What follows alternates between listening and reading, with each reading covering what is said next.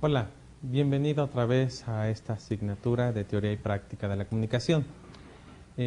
Como podrás estar consciente, hemos recorrido por diversas áreas y temas muy importantes y muy necesarios y de vital importancia para tu formación profesional. Esperemos que hasta el día de hoy hayas quedado satisfecho.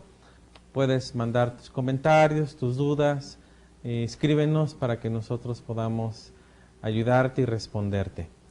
El día de hoy vamos a ver un tema nuevo que nos llevará también 2 sesiones por la importancia que tiene. Es un tema que seguramente tú has podido de alguna manera conocer, quizás no de fondo, pero hoy dedicaremos tiempo para lo que es la educación superior. Y posteriormente estaremos hablando acerca de las plataformas que podemos usar para formar a las personas en educación superior. El día de hoy, el tema de la unidad se llama Influencia de la comunicación en la educación superior.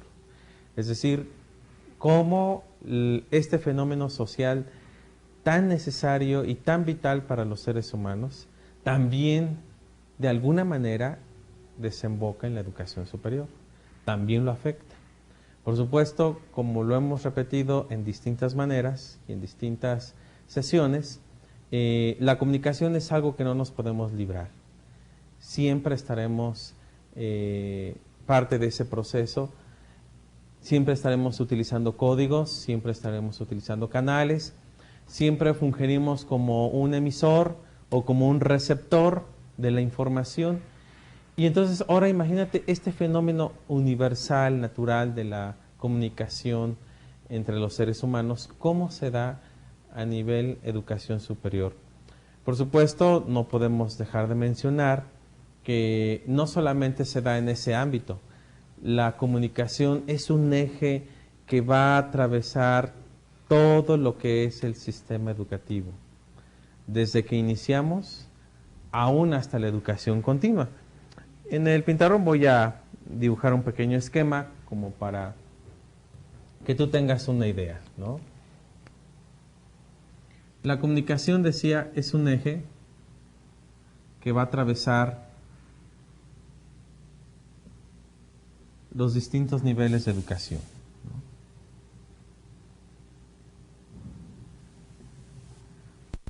Y aquí tenemos la educación. Por un lado,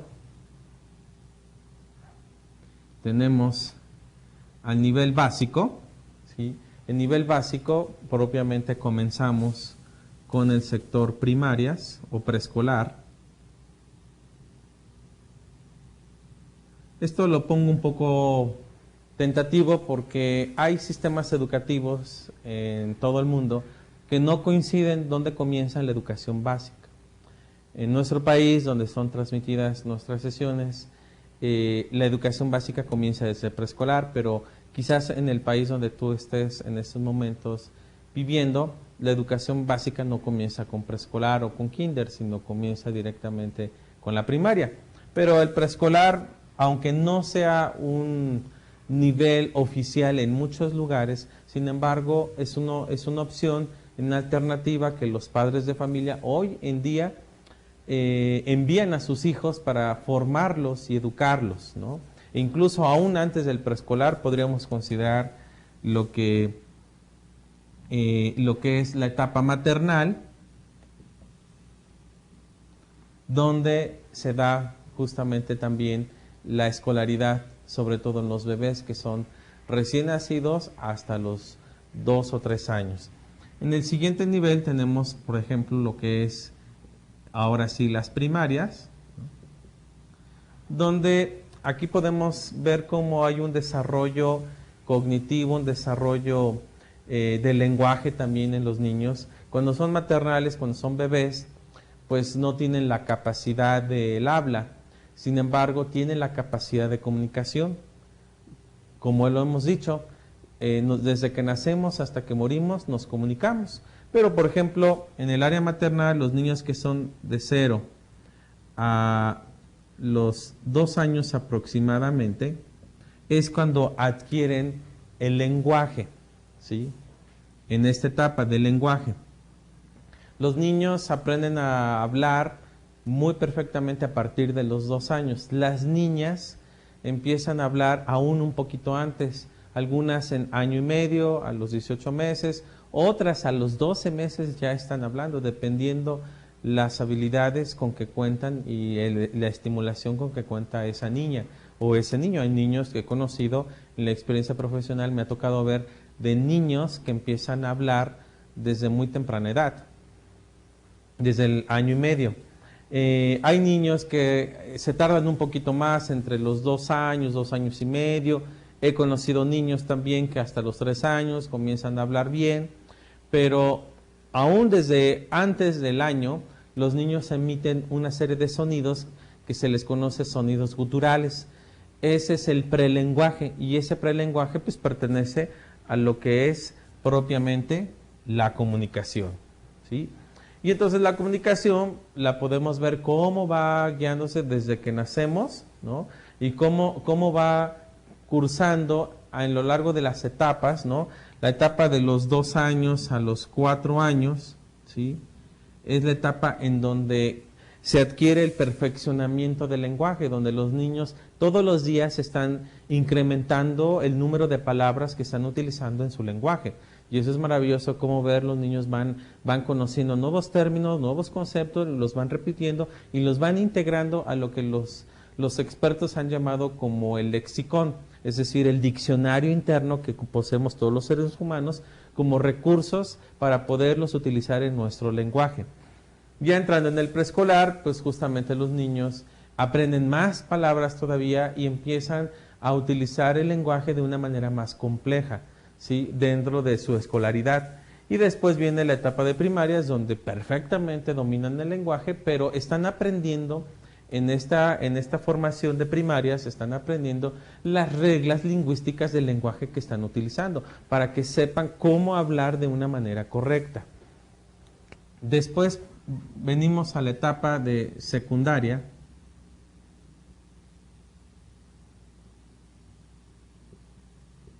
En la etapa de las secundarias, aquí pues es la continuación de la primaria, donde justamente los jóvenes, los adolescentes que adquieren cada vez mejor y perfeccionamiento del lenguaje, siguen perfeccionándose en la parte lingüística, en las reglas de la lengua y además el aprendizaje de nueva lengua.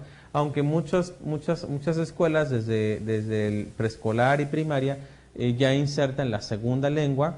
Aquí en secundarias ya incluso hay niños que insertan una tercera lengua en su proceso de comunicación. Y de ahí pues ya nos vamos a lo que son el bachillerato, mejor conocido como para nosotros educación media superior, ¿no? Es la parte intermedia entre la secundaria y el nivel superior. Y en el bachillerato se sigue estudiando la lengua materna, la lengua original, más las lenguas adicionales, para que el alumno pueda poderse comunicar con diferentes códigos. No solamente con el código con el que nació y aprendió desde el chiquito, sino el código nuevo, los códigos adquiridos a través de las lenguas extranjeras. Y finalmente lo que es universidad, vamos a llamar así, universidad.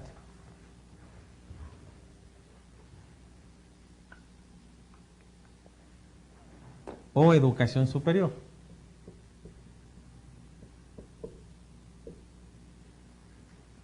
Y dentro de lo que es la universidad, o también conocida como educación superior, ¿sí? Pues por supuesto el fenómeno de la comunicación es algo de vital. Es decir, la comunicación la utilizamos a lo largo de todo nuestro proceso de aprendizaje de diferentes maneras. Lo utilizamos dentro del aula, lo utilizamos fuera del aula, los utilizamos en la vinculación social con los profesores, con los compañeros, con las autoridades. Es decir, la comunicación está presente a lo largo de toda nuestra formación. Tú seguramente has iniciado tu preparación académica desde este periodo y ahorita estás en estos momentos en la educación superior. Por supuesto que seguiría pues lo que son prácticamente los posgrados, donde en los posgrados, bueno, pues seguiremos insertados dentro del fenómeno de la comunicación. Y justamente pues nos vamos a enfocar a lo que es la educación superior. Vamos a ver cómo se da en las universidades el marco social de la comunicación hacia el interior de las universidades, la cultura universitaria y el uso de las plataformas tecnológicas. ¿Cuál es el objetivo? Los objetivos para este caso. Al término de esta unidad, tú tendrás la oportunidad de reflexionar sobre la relación estrecha entre la educación y la comunicación, que es prácticamente en esta sesión lo que vamos a dedicar mayormente. En el objetivo específico, tú vas a describir cómo se lleva a cabo la comunicación a nivel superior dentro de las universidades. Y bueno, en esta parte, en esta unidad, quisiera comenzar con un par de citas de expertos, de gente de mayor autoridad dentro del ámbito educativo, que además sus reflexiones tuvieron mucho que aportar a lo que es la ciencia de la comunicación. Y vamos a comenzar con la primera, que es un gran pedagogo. Ahí pueden ver ustedes la foto, Paulo Freire. Fue un gran pedagogo nacido en Brasil, y él marcó un paradigma interesante y nuevo dentro de lo que es la educación. Sus libros fueron muy enfocados y su trabajo muy enfocados a que la gente reflexionara y analizara sobre su propia status quo y pudiera aspirar a un nuevo mundo, a una nueva sociedad, a una nueva identidad que le forjara como dentro de lo que es la educación. En uno de sus libros importantes es La educación como práctica de la libertad. Y dentro de este libro hay una cita muy interesante que Paulo Freire nos ayuda a reflexionar. Y dice así: la educación es comunicación. Fíjense, Paulo Freire, que sí era pedagogo, no era comunicólogo, sin embargo, él identifica y casa muy bien efectivamente esta vinculación, estos dos fenómenos sociales que van de la mano, van paralela y a veces tienen una relación tan íntima que ya se volvió como una relación, diríamos, en los términos de la psicología, simbiótica. La educación es comunicación de entrada, es diálogo, en la medida en que no es la transferencia del saber, sino un encuentro de sujetos, interlocutores, que buscan la significación de los significados. Te voy a explicar un poquito esta frase, debido a que Paulo Freire trabajó mucho con campesinos, con clases sociales muy descuidadas, socialmente hablando, muy marginadas, y él quería cambiar la realidad de esas personas. Entonces, él estableció un método muy bueno que hasta hoy sigue siendo vigente en diversos sistemas educativos mundiales, un método de alfabetización. Ese método, muy diferente a como el método que quizás muchos de ustedes han aprendido o utilizaron en ustedes para aprender a leer y escribir. La mayoría de nosotros fuimos formados en que nos enseñaran la letra con el sonido, y entonces identificábamos letra-sonido para poder, al juntar varias letras con sus varios sonidos, formulábamos la palabra y ya cobraba un sentido. Paulo Freire trabajó con muchos adultos, con otro sistema y otro método completamente diferente, en donde las palabras, primero, él trataba de explicarlas cuál era el significado, ¿no? Entonces, por ejemplo, si en su grupo de estudio él quería trabajar la palabra libertad,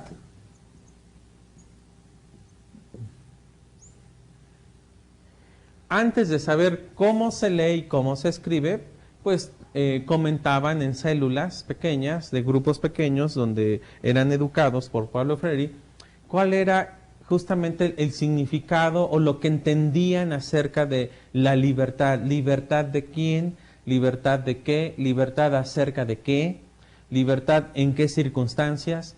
Y entonces toda la gente que estaba involucrada en el proceso de alfabetización, pues daba sus opiniones, comparaba su condición actual, si realmente vivían en libertad o estaban sujetos a ciertos yugos económicos, políticos, en ese momento poco democráticos, que los desventajaba en todos sus aspectos económicos y sociales con su familia. Y cuando ellos analizaban lo que era realmente la libertad, a qué se podía aspirar cuando tú tenías la libertad, entonces, ahora sí, los adultos tenían más facilidad de entender el sonido con la grafía. Y al poder deletrear y al poder leer libertad, ya cobraba un nuevo significado. Por eso dice la última frase, el pensamiento que dice aquí, donde busca la significación de los significados. Es decir, no solamente es saber que la L y la I y la B tienen un sonido especial, sino qué significa la palabra libertad para ellos. ¿La tienen? ¿No la tienen? ¿Cómo la pueden conseguir? Y así con este juego de palabras ellos lograban reflexionar y cambiar su mentalidad y aspirar un nuevo estilo de vida completamente diferente. Y por ello es que para Paulo Freire la educación en todos los niveles, aún desde lo muy básico hasta niveles superiores, la comunicación tiene un impacto sumamente determinante en las acciones sociales, en las determinaciones, en las decisiones. Entonces, por eso cuando educamos, estamos comunicando. Cuando estamos comunicando, estamos educando. La comunicación no es la transferencia o transmisión de conocimientos de un sujeto a otro, sino la coparticipación en el acto de comprender la significación de los significados. Es una comunicación que se hace críticamente, eso es lo que dice Paulo Freire, es decir, no es solo transmitir una información, llevar una información de un lugar a otro, de una persona a otra, sino que la persona que emite el mensaje y la persona que recibe este mensaje reflexionan, toman una actitud crítica, analizan e integran esa información, y esa información de alguna manera contiene un significado nuevo a sus vidas. Entonces, Paulo Freire pues tiene mucho que aportarnos. Yo les recomendaría cualquier libro de Paulo Freire para que ustedes puedan ver esta simbiosis de relación social entre la educación y la comunicación. El otro personaje que tenemos es llamado Dewey, John Dewey, norteamericano, es diferente. También fue un educador, también fue un pedagogo, un hombre que revolucionó en su época, sobre todo los primeros niveles. Él se enfocó mucho desde preescolar hasta bachillerato, donde estableció en estos niveles nuevas formas educativas. Y por supuesto, una de las cosas que más generaba el impacto en el trabajo de Dewey era justamente la educación, la comunicación. Y entonces Dewey identifica a la educación con comunicación y afirma que literalmente, sus palabras, es la única situación que explica cómo puede pasar un elemento cultural a otra persona. Es decir, a través del fenómeno de la comunicación no solamente estamos transmitiendo pues una serie de mensajes, una serie de información académica dentro de la escuela, sino que también estamos transmitiendo cultura. Estamos delegando y estamos legando la cultura a otras personas a través de la comunicación. Y este fenómeno se da justamente en todos los niveles, como puse en este esquema, en todos los niveles educativos se da justamente este fenómeno. En síntesis, ¿cómo se puede educar? Y es la experiencia compartida donde el educando puede adquirir la igual percepción de un contenido sostenido por el grupo social que está incorporado en el aula. Y entonces todo lo que se hace, no solamente al revisar contenidos de matemáticas, contenidos de ciencias, sino toda la actividad dentro del aula, las relaciones afectivas entre alumnos, docente y alumnos, las relaciones sociales que se puedan dar, las relaciones académicas para trabajar juntos, para realizar un proyecto juntos, Todo eso es parte de la formación óptima del ser humano a través de la comunicación. Y entonces la comunicación se ve pues como un factor importante, determinante en la vida de los educandos. Entonces así podemos pensar bajo estos dos pensamientos de estos autores que el proceso educativo se encuentra el docente dotado de valores, conocimientos, habilidades y destrezas que transferirá a los que adolecen de estos. Es decir, que el trabajo del docente no es solamente enseñar un contenido y que ese contenido sea válido para poder, como un requisito necesario, para poder adquirir un nivel o un documento oficial, sino que el trabajo diario docente es un trabajo donde vamos formando en valores a las personas, vamos formando en conocimientos, vamos formando en habilidades, vamos formando en destrezas, y entonces la comunicación es el mejor vehículo para poder establecer esas destrezas, valores, conocimientos, habilidades que necesitamos que los que no lo tienen de acuerdo a su nivel educativo los adquieran para que los pongan en práctica, no solamente en la vida profesional, sino en la vida diaria, en la vida práctica. Eso hace pensar también, por ejemplo, que en la pedagogía hay un aprendizaje que se le conoce aprendizaje significativo. Esto hace referencia a que cuando tú logras trasladar de lo que aprendiste en el aula en la vida práctica, entonces quiere decir que realmente fue significativo ese aprendizaje. Ejemplo, los niños en el aula pueden aprender a sumar, a restar, pueden aprender cuánto es 5 menos 2, cuánto les va a quedar, ¿sí? Y los niños pueden hacerlo perfectamente en el aula, pero si un día van a la tienda, llevan 5 pesos, el dulce les cuesta 3 pesos, ¿cuánto le tienen que dar de cambio? Entonces el niño tiene que calcular y tiene que determinar la cantidad exacta que le deben de regresar los de la tienda para poderse llevar su cambio. Si el niño no es capaz de realizar una operación en la vida diaria, quiere decir que realmente no aprendió. Por eso el trabajo del docente es un trabajo de mucho impacto para poder formar a las personas. Con el objeto de lograr la transferencia aludida, el docente puede utilizar técnicas de grupo que en definitiva pueden mejorar la comunicación, las relaciones humanas, la organización interna del grupo y todas las habilidades que le permitan desarrollar su formación académica. Es decir, que el docente, como ya vimos anteriormente, además de que logra establecer los valores, las destrezas, las habilidades, por supuesto se convierte en un canal de comunicación muy poderoso para que todo lo que es la formación académica, ya sea en cualquier nivel, aunque nosotros nos vamos a enfocar más a lo que es la educación superior, nos pueda de alguna manera considerar la parte de formarnos como buenos o personas efectivas dentro de la comunicación. Siendo así también, es importante que consideremos que en esta vinculación de los dos fenómenos sociales, de lo que es la educación con la comunicación, como lo vemos acá, esta vinculación perfecta, que la vamos a unir con esta línea roja, esta doble vinculación, como yo decía, que pareciera ser una relación simbiótica o una relación tan íntima que entonces podríamos preguntarnos como el caso del huevo y la gallina, ¿quién es primero? Y nos vamos a dar cuenta que al mismo tiempo cuando estamos educando, estamos comunicando y cuando estamos comunicando, estamos educando dentro de esta vinculación. Esta vinculación contiene algunas características muy esenciales que debemos de tomar en cuenta para poder entender esta inserción de la comunicación y la vinculación. Veamos la primera característica.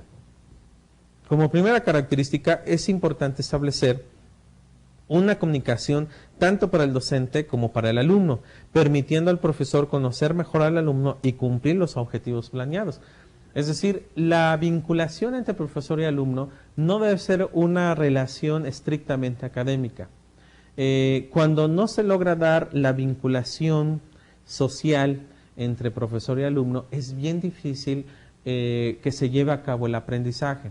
¿Por qué? Porque el alumno no va a desbloquear de sus sentimientos o intereses esa vinculación. Para el alumno es muy importante mantener una buena relación con el alumno, y también para el profesor es muy importante mantener una buena relación con el alumno para facilitar los procesos de aprendizaje, para que todo lo que ha sido planificado previamente para ese curso se pueda llevar a cabo con mucha eficacia. Entonces, por eso es importante establecer esa comunicación sólida, permitiendo la mejor vinculación entre los dos factores importantes de la educación, que es profesor-alumno. La otra característica es establecer una comunicación orientada hacia el interlocutor, es decir, hacia los alumnos. En todo momento, como docente, estamos comunicando. Aunque yo en esos momentos, yo no puedo saber lo que estás pensando o cómo estás reaccionando ante esta clase, tú estás viendo, no solamente estás escuchando mis palabras, sino que también estás viendo cómo me estoy comunicando contigo, cómo me estoy vinculando contigo, qué aspectos de mi lenguaje corporal, de mi lenguaje explícito, estoy utilizando para poder tener una vinculación, ¿no? Entonces, eso es muy importante establecerla con el interlocutor. La otra característica que la podemos apreciar ampliamente es establecer una interacción personal con los alumnos, siendo esta una de suma importancia para la docencia, debido a que, como podemos ver ahí en la fotografía, desde los primeros años, después de los padres, el maestro cobra una figura de suma importancia en la vida afectiva de los niños. Y aún cuando estamos en los niveles superiores, podemos llegar a tener afecto muy profundo de un profesor, como también podemos tener una inadversión. Entonces, cuando tenemos una inadversión contra el profesor, es muy difícil que tengamos el interés y el deseo de estudiar. Incluso he sabido de muchos alumnos que se dan de baja de las materias y retrasan su proceso de conclusión de estudios porque no quieren estar con ese profesor. O también he visto también como muchos alumnos buscan la manera de estar en la clase de ese profesor porque sienten gran afecto, porque sienten una vinculación muy estrecha, ¿no? A lo largo de mi experiencia como profesor, me he dado cuenta que los términos que utilizan los jóvenes, los estudiantes, nos indican el nivel de comunicación que establecen con nosotros los profesores. Uno es cuando el nivel de comunicación es muy superficial y únicamente tiene que ver la relación académica. A esa persona, los jóvenes, yo he visto en mi cultura que le dicen únicamente profesor o maestro, ¿no? Pero cuando esa persona ya cobra una importancia más íntima en la vida de los alumnos, ya no es simplemente el profesor, sino también es el profe, ¿no? El profe que nos cae bien, que es divertido con nosotros, que se lleva bien con nosotros, que es buena gente, pero cuando ya lo sienten todavía más cercano, la palabra que he podido percibir que los muchachos nos dicen es cuando nos dicen, ya ni siquiera no es profesor ni profe, le quitan más las palabras. Y el quitarle las palabras pareciera como que fuera menos personal, pero al contrario, para la juventud de hoy es al revés. Para nuestros esquemas de nosotros de otra generación, a lo mejor puede ser más lejano, pero para los jóvenes es mucho más cercano. Decirle a una persona que ya lo sienten muy cercano, que ya forma parte de sus sentimientos, les llaman pro, ¿no? El pro, ahí viene el pro. Sí, pro, lo que usted diga, pro, no pudimos hacer esto, pro, ayúdenos, por favor, pro, ¿no? Ya no es el profe, sino ahora es el pro. Es justamente el nivel que puede llegar un profesor, un docente con sus alumnos, ¿no? Para establecer esta comunicación. También otra de las características que nosotros podemos saber es cuando se establece una interrelación con los alumnos, respetando su personalidad e independencia, de tal manera que surja naturalmente su posición de líder en el proceso pedagógico. Es decir, aquí es muy importante generar un respeto sumamente eficaz hacia ustedes como estudiantes. No podemos concebir en nuestros tiempos, sobre todo en las demandas de formación de valores que requieren a la juventud, no podemos concebir, y no es que vamos a caer en un estado moralista, pero no podemos concebir a un profesor dentro del aula que se dirija a sus alumnos con groserías o con palabras altisonantes. O sea, no podemos concebir esa parte, ¿no? Aunque a lo mejor dentro de la modernidad, incluso dentro de lo que es los medios masivos de comunicación, ya no hay esas censuras a ciertas palabras altisonantes que dicen los actores o que se dan en ciertos programas de televisión, ya no hay esos tabús. Eso no significa que el trato de un profesor con un alumno implique la falta de respeto. Ante todo, los profesores, uno de su trabajo, de su misión, es respetar la integridad, la persona, los sentimientos, los valores del alumno. Porque para nosotros los profesores, los alumnos son sumamente valiosos. Sin ellos, no estaríamos haciendo educación. Sin ustedes que me están viendo en la comunidad de su televisor o su computadora, no estaría yo dando esta sesión, porque ¿a quién le estaría yo enseñando? Por supuesto, en estos momentos no puedo identificar quién me está viendo, pero ustedes sí me están viendo, y entonces por eso esta grabación llega justamente hasta sus hogares, hasta sus computadoras, y está disponible en todo momento para que una que otra vez estemos en vinculación. Y por supuesto, aunque yo no tengo el gusto y me encantaría de veras conocerlos, estrechar su mano, platicar con ustedes, saber más de ustedes, sin embargo, yo siento un profundo aprecio y respeto hacia sus vidas, hacia sus personas, porque el hecho de que estén haciendo un esfuerzo, estando trabajando o teniendo otras ocupaciones u otros estudios, preparándose y formándose con nuestra plataforma en Colegio de Empresarios, eso es digno de ser reconocido, eso es digno de ser valuado a ustedes, aunque no nos conozcamos de manera personal, pero yo los respeto y por supuesto, por eso en estas grabaciones siempre me voy a dirigir con mucho respeto y calidez hacia ustedes. Y ustedes han visto que todos sus profesores que han grabado las diferentes clases que han tomado y las que faltan, las que ya están listas para que ustedes las tomen, todos lo hacemos con la mejor manera. Y todos somos de diferentes personalidades, habrá unos que son más amenos, contarán chistes, nos harán reír, son más divertidos, otros somos un poquito más serios, más formales, pero siempre, ante todo, el respeto, porque eso es parte de nuestros valores y eso es parte de nuestra formación profesional. También, otra de las características, si nos vamos un poquito más rápido, es no limitar el proceso pedagógico a la función informativa.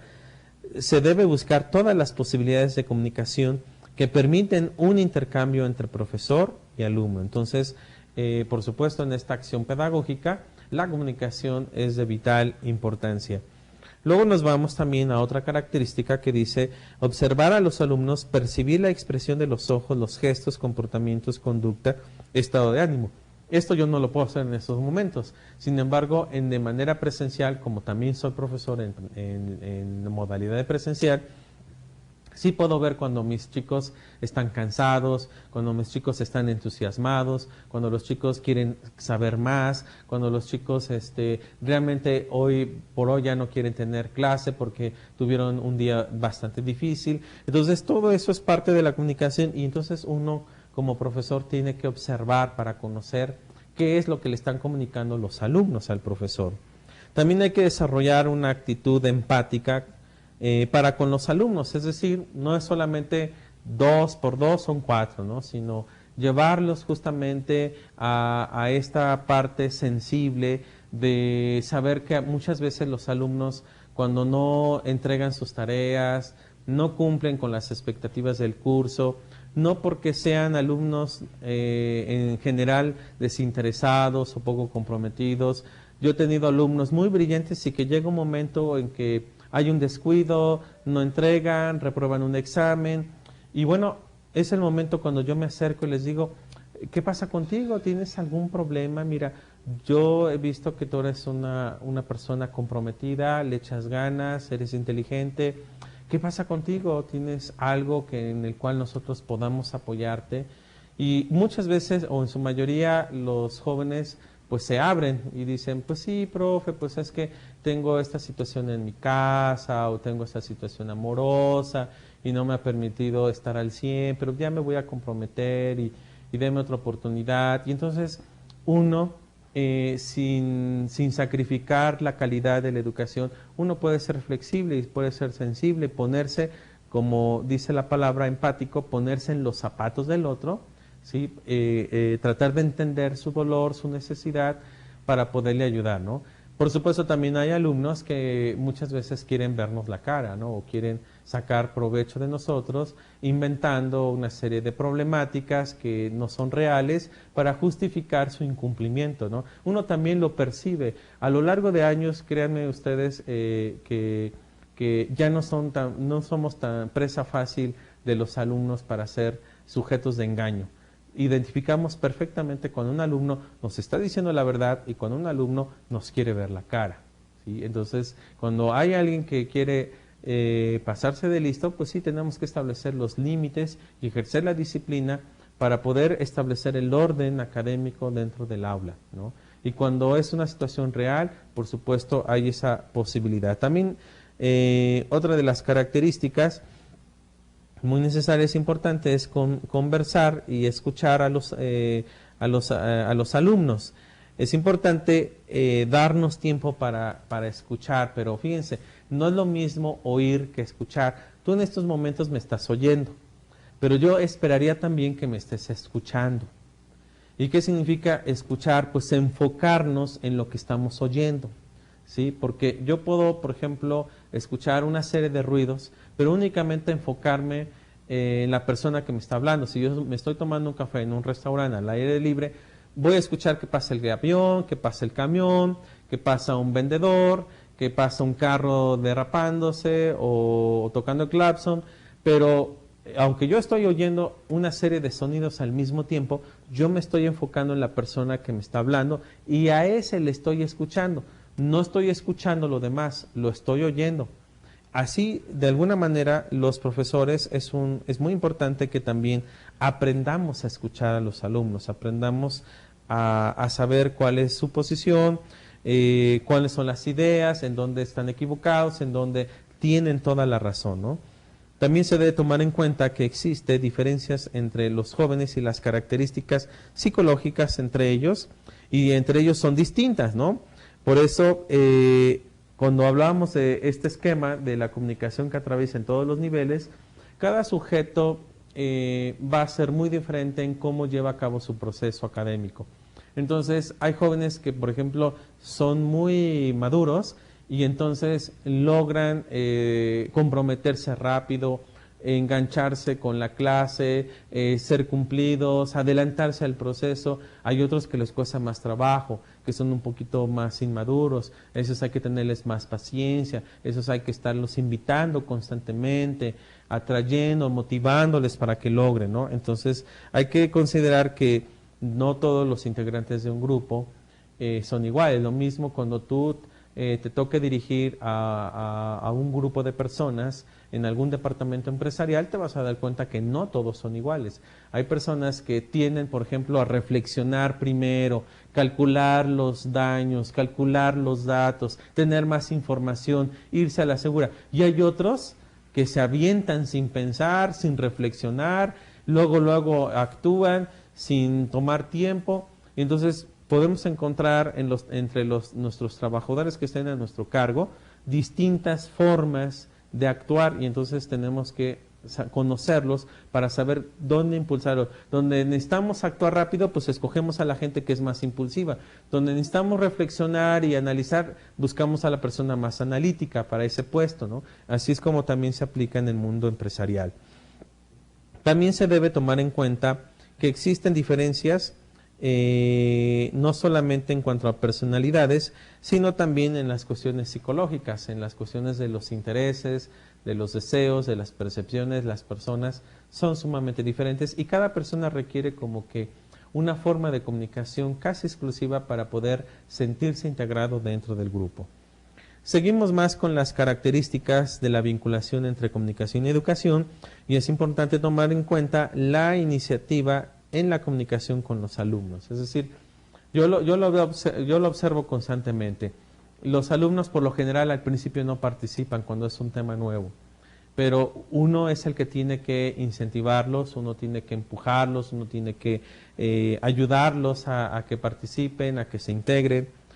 Y por supuesto, esto nos lo dice la siguiente característica: establecer una comunicación con respeto entre los alumnos sin ofensas. Es decir, que lo que van a ellos a hablar o participar, los demás lo respeten, porque siempre se da, entre jóvenes se da siempre este juego o de las bromas o de desarticular o desacreditar las palabras. Si alguien se equivoca, lo resaltan o lo arremedan. Entonces, una de las cosas que tenemos que cuidar mucho entre los procesos de la comunicación es justamente el respeto, es decir, que todas las personas tenemos derecho a opinar en su momento y no todas las opiniones que nosotros emitamos van a ser las más certeras. Sin embargo, es algo que sacamos de nuestra mente y que es válido y es digno de ser reconocido y ser promovido, ¿no? Entonces, los docentes maduros lo que hacen es, aunque no estén de acuerdo con el alumno, pero respetar su idea, respetar su punto de vista. Una característica más también es establecer la interacción entre los alumnos y generar la necesidad de respuesta en ellos, superando entonces la pasividad y el aislamiento de los estudiantes. Es decir, no queremos alumnos arrinconados, alumnos distraídos, alumnos que no estén integrados a la clase, sino todos deben estar involucrados.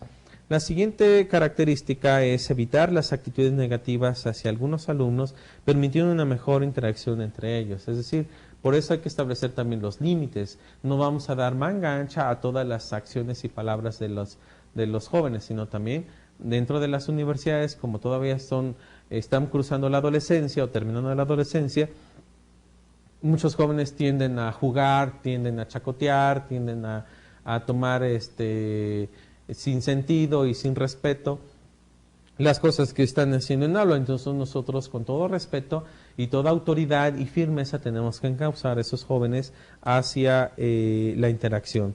También hay que evitar que la crítica sea un elemento dominante en el aula. Es decir, yo lamentablemente he visto también muchas cosas negativas como buenas, pero yo recuerdo que en un evento universitario donde la misma institución impulsó a los jóvenes a escribir temas de lo que ya de acuerdo a su profesión, que les interesa, ya sea de mercadotecnia, de administración, de negocios, de psicología, de pedagogía, y cada uno tenía que presentar una ponencia sobre su perspectiva. Entonces, yo veía que algunos de mis alumnos, con mucha dedicación, empeño, interés, empezaron a investigar los temas, yo se los iba revisando y ya los dejaba yo listos para que fueran a presentar, y con todos los nervios que les invaden muchas veces a ellos, los nervios de exponer ante un público grande, con todo y eso lo hacían.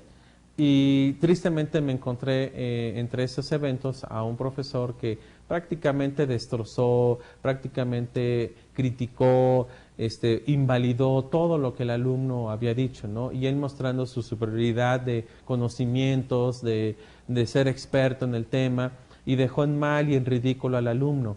Considero que esas acciones nunca deben de suceder entre los docentes. Los docentes sabemos los límites de los estudiantes, sabemos que están en un proceso, todavía no tienen todas las herramientas que requieren, pero podemos valorar sus esfuerzos, podemos valorar todo su empeño. Si alguna vez has sido sujeto de ese tipo de acción, no te desanimes, tú continúa. Afortunadamente en esta modalidad no vas a sufrir ese tipo de violencia, ese tipo de desacreditación, pero trata de ya de cerrar ese círculo si has vivido o has sido parte de este ejemplo, en donde tú ya no te sientas como una persona vulnerable. Tú eres capaz, tú mereces respeto y por supuesto por eso estás aquí formándote, porque cuentas con las habilidades y quieres superarte.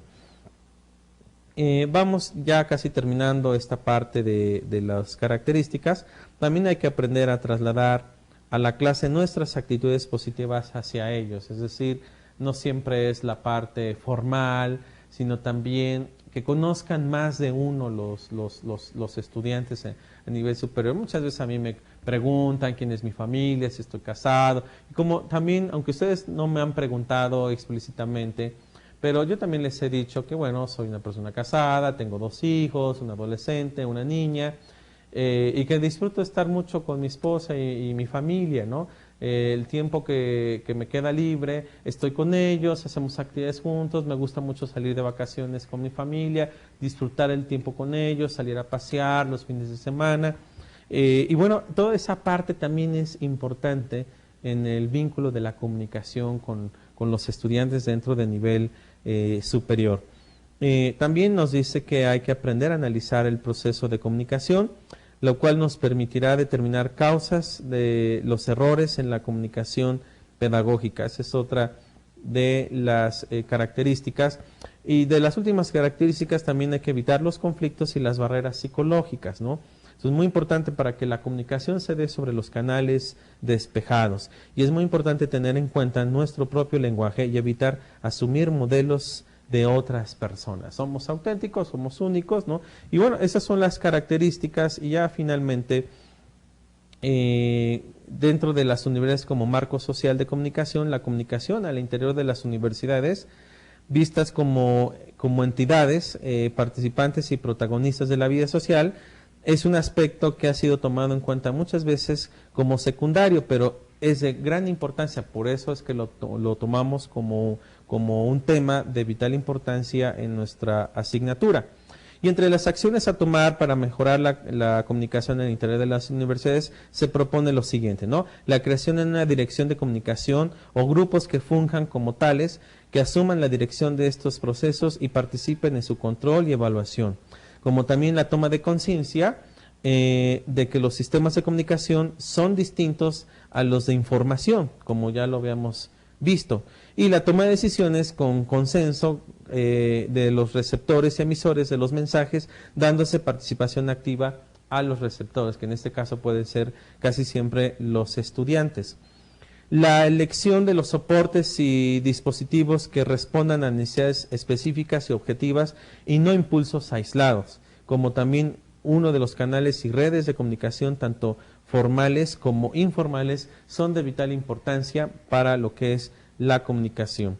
Y así también la aplicación de un enfoque sinérgico en todo tipo de acción comunicativa y tomar como punto de partida para las demás acciones la conceptualización de qué es comunicación en las organizaciones. Entonces, como que parte de la misión de la universidad cuando es parte de este proceso de la comunicación.